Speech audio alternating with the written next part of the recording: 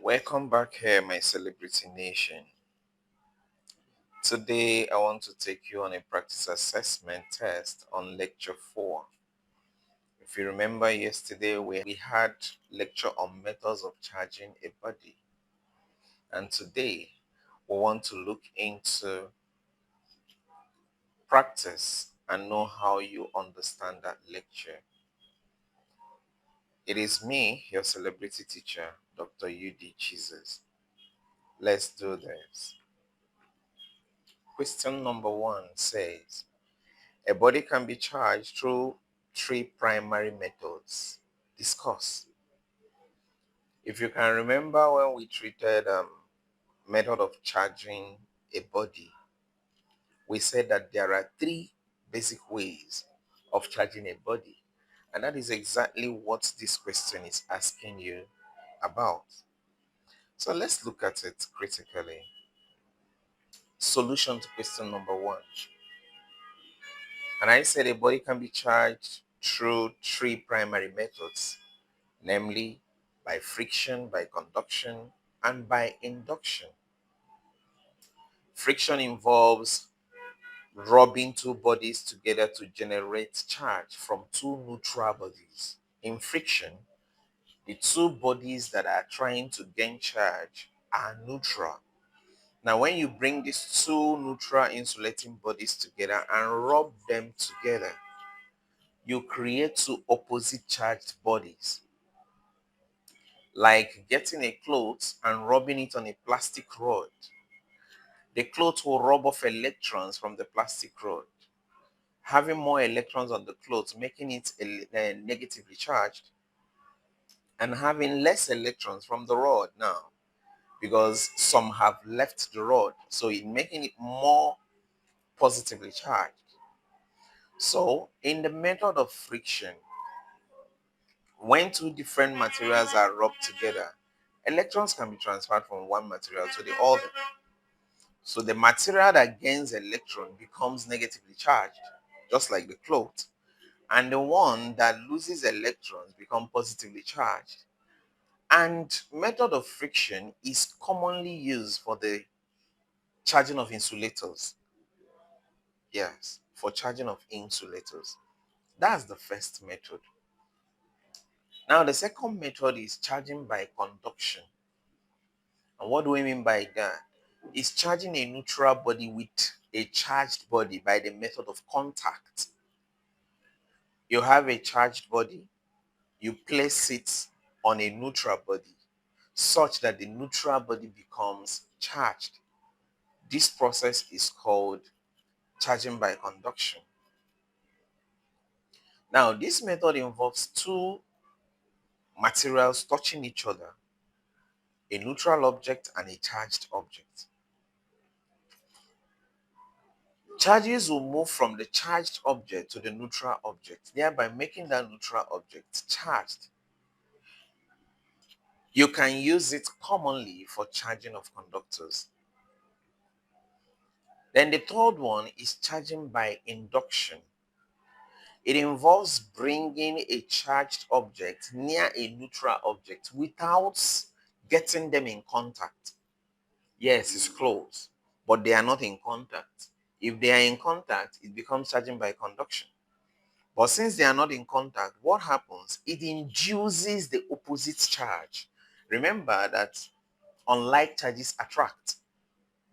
So when it comes closer to that material, which is neutral, what happens? Like charges to the charged body will run away to the other end, while unlike charges will run closer. At this time, we said there is an inducing of the opposite charge to the charged body.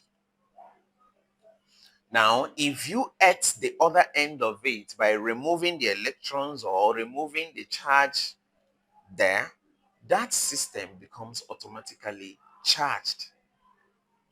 And the charge it will carry will be the opposite of the body that is charging it. Let's assume that the body charging it is negatively charged. What it will create in the neutral body is positively charged. And when the body that is charging it is positively charged, it will create on the neutral body a negative charge.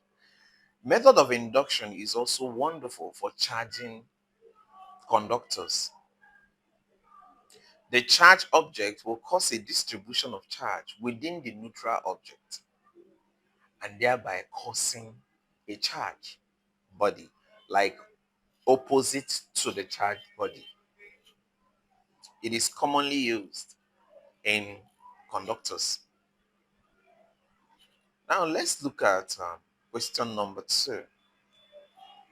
This one says, the production and type of charge of a body can only be accounted for by the dash. What is it trying to tell you? Let's analyze the question first before we go into the solution. This question is asking you that for us to produce a charge, what happens? Yes, we say that charge is the physical property of subatomic particles. So now, for us to produce this charge on anybody, what will happen? Are we going to have deficiency or surplus of electron? Are we going to have equilibrium in protons and neutrons? Are we going to have a deficiency or surplus of protons? Are we going to have deficiency or surplus of neutrons? Now let's look at it together. Solution to question number 2. The same question, but now look at our answer and explanation. The question says again, the production and type of charge of a body can only be accounted for by the dash. And I say the answer is A. Why? The explanation. I said the charge of a body is determined by the imbalance between the number of protons, which is positively charged, and electrons, which is negatively charged. A deficiency of electron results in a positive charge. That means when there is lower electron in a system compared to the proton, we say it is positively charged. While a surplus of electrons results in a negative charge. Now the answer is A, which says deficiency or surplus of electrons. Whether it's deficiency, when is deficiency of electrons, what do we have? Positive charge. When is surplus of electrons, what do we have? Negatively charged. So the answer is A. Let's look at question number 3. How does a positive charged object be used to charge a neutral object? How does a positive charged object be used to charge a neutral object? And I said there are 2 methods of charging a neutral body to become positively charged, or 2 methods of using a positive charge to charge a neutral object. The first method is charging by contact, that is conduction. If I have a body that is positively charged and I touch it on a neutral body, the positive charge will make the neutral body to become positively charged. That is charging by conduction. For example, let's assume I have a rod that is positively charged and I touch it on a sphere that is neutrally charged. What do you see? Electrons on the neutral body will attract the positive charges, and you now have more positive charges in the neutral system, thereby making it positively charged. Now, when conduction happens, the neutral body retains the charge of the charging body.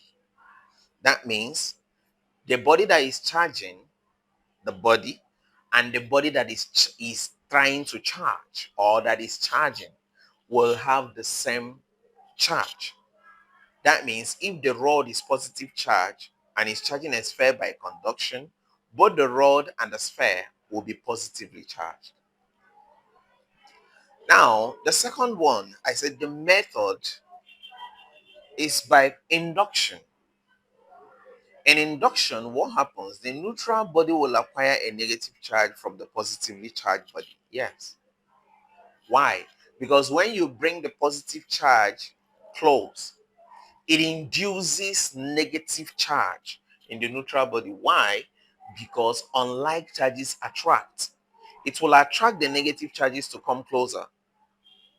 So any earthing or any touch on the other end will create the opposite of it. So if we're using positive charge to charge by induction, what we will create at the end of it is negatively charged body on the other end, which is opposite to the body that is charging it.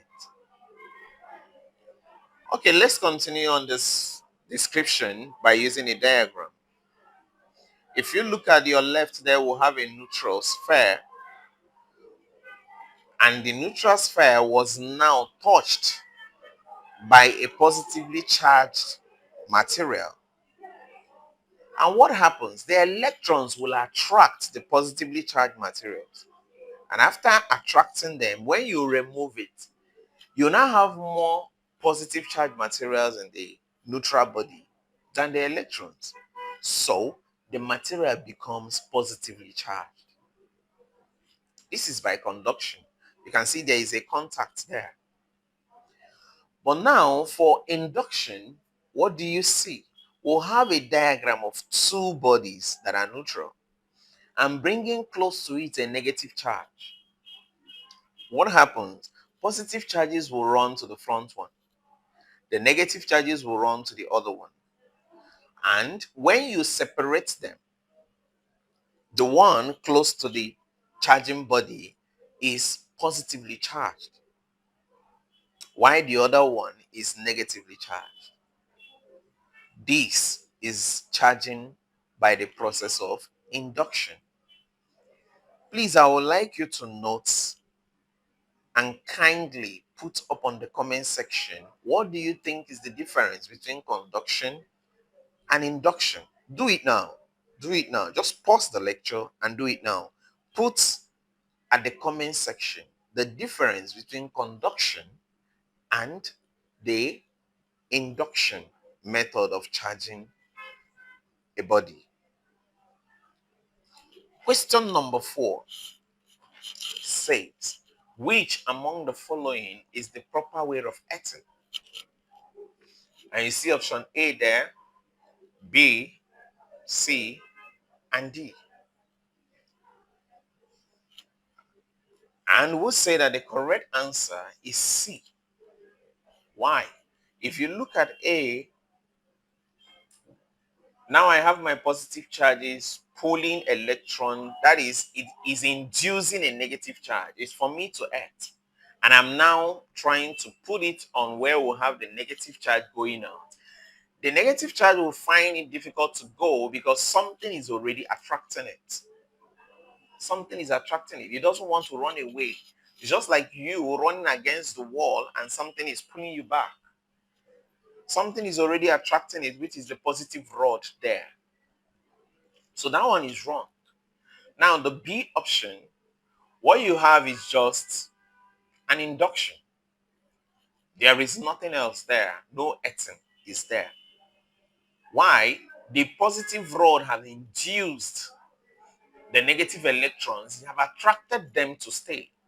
But now, if you remove that rod, what happens? They mix up again and become a neutral material. Nothing will happen. Look at it critically. Then the D part has two channels. That is also wrong. The only correct one here is C. And why is it correct? When you bring in the positive charge, what do you notice? The negative charges will run to it, yes. The positive charges will be repelled. Yes, because like charges repel each other.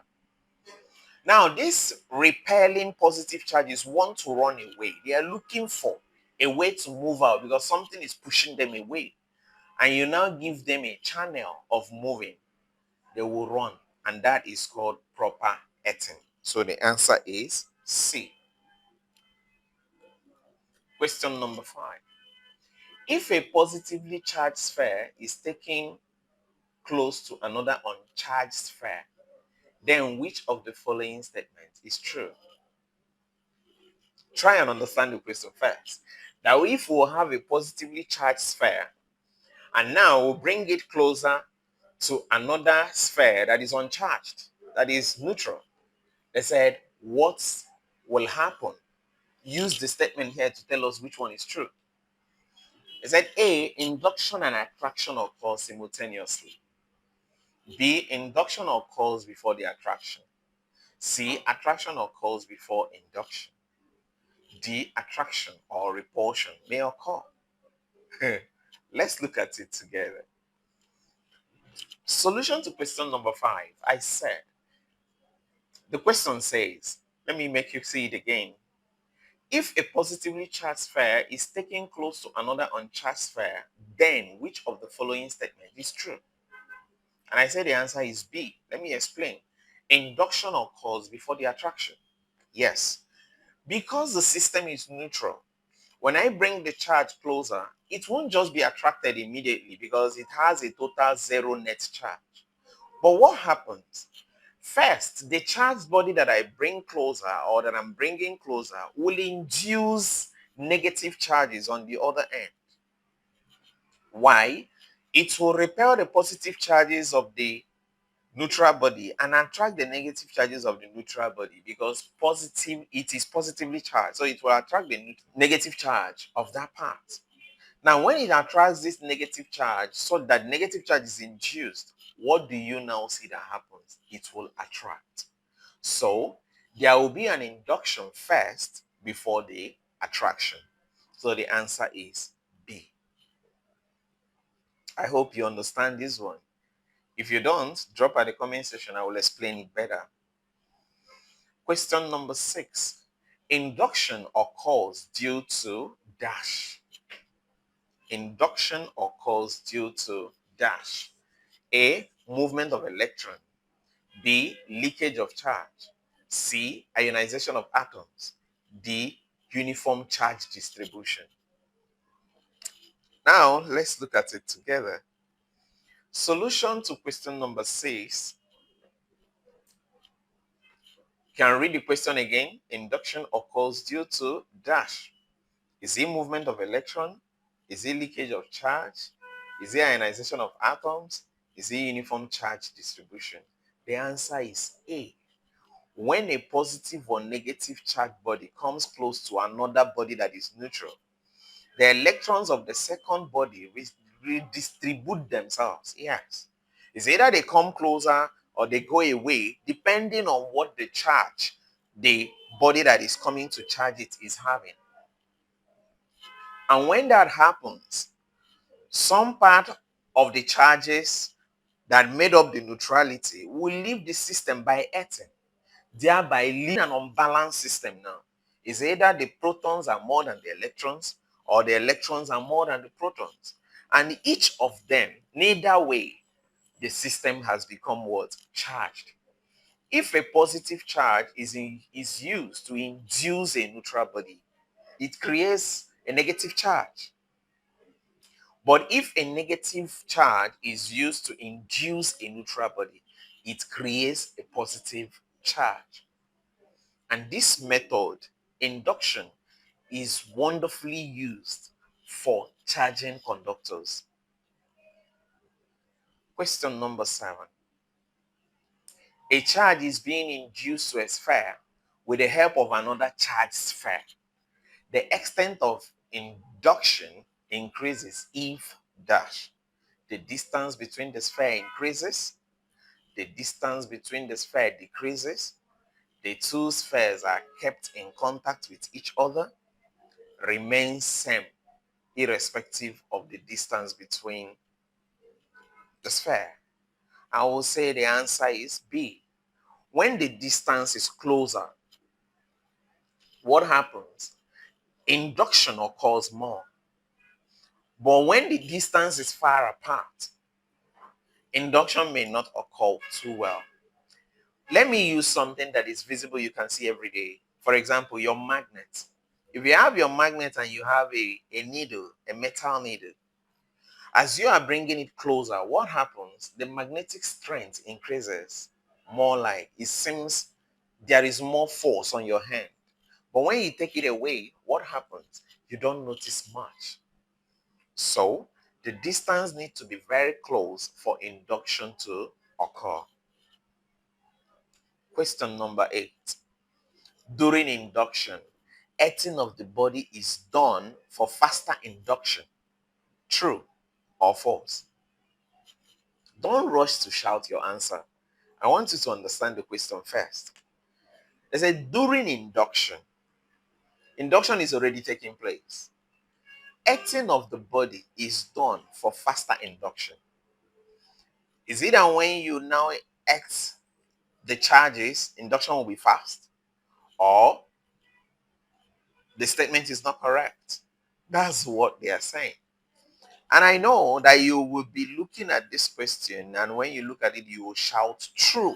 That's the answer. Yes. When I earth, induction is faster. But let's check and know whether it's true or not. Look at the question again. During induction, earthing of the body is done because of what? And they said for faster induction. Is it true or is it false? And here I said that the answer is false. No, don't argue yet. Allow me to explain.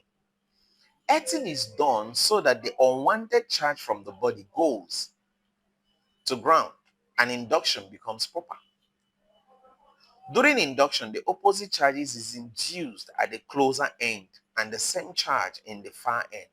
So we do earthing from the far end so that the unwanted induced charge is passed to the ground. Now, what is the essence of earthing? The essence of earthing is to remove the charges, not to cause. It's not because we want a faster induction. No, it doesn't increase the speed of the induction. No, rather what it does is just to remove the unrequired charge at that moment, the repelling charge at that moment. If you look at the diagram we have, that's a neutral body, and we brought a positive charge rod closer to it. What happens? It induces negative charge, pulls the negative charge to itself while repelling the positive charge to the other end. Now, what did we do? We earth to remove the charges that are not required. And because we have positive charges, after this induction, what are we going to have? We will have negative charges in this system. And the system is trying to charge will become negatively charged. I hope you understand that one. If you don't, you can take a proper look at our last lecture, which says methods of charging a body. I think we treated induction in full there. So you can look for that lecture and take a proper lecture there. You can also drop your question as a comment. Question number 9. When a negatively charged balloon is used to charge a neutral object by contact, the resulting charges are as follows. Get the question. A negatively charged balloon, like a negatively charged balloon that you scratched on your head, for example, and it gains charge. I said, you now want to use it to charge a neutral object by contact. The resulting charges are as follows. A, the balloon is now neutral and the object is negative. B, the balloon is now positive and the object is negative. C, both the balloon and the object are negative. D, both the balloon and the object are positive. If you remember what I told you that in the process of conduction, that when a neutral body is charged by a charged body, both the charging body and the body that is being charged maintain the same charge. Here now, we are using a negatively charged balloon to charge a body. That means that the body is charging will also carry a negative charge. So the answer here is C. Both the balloon and the object will be negatively charged. I know that one is clear. Both the balloon and the object are negatively charged. Note that. Why? Because in the process of conduction, both the charger or the charging body and the body that is receiving the charging now to become charged maintains the same charge. Question number 10. When an object is attracted to a negative charge balloon, its charge must be dashed. When an object is attracted to a negatively charged balloon, its charge must be dashed. A, positive. B, negative. C, either negative or neutral. D, either positive or neutral. I want you to pick an answer. Pick it in your mind now. I can hear you shouting positive. But let's see how true you are. No. Why are you wrong? It's not just positive. Positive, you're correct, but positive is not the only thing that can be attracted. Yes. When an object is attracted to a negatively charged balloon, its charge must be either positive or neutral. Why? Because when you place a neutral body before a negative charge, what happens to it? It induces positive charge there and attracts it. Whether there is positive or neutral, there is an attraction. But you're right. Positive charge attracts to the negative charge. But also note that a neutral body gets attracted. Why? Because when it comes closer, a positive charge is induced inside it such that it now gets attracted after the induction. Remember in one of our classes that I told you, I said, write on the comment section, what do you think will happen when we have a charged body and a neutral body together? And all of you went through it and told me it will attract. And we said, yes, it will attract.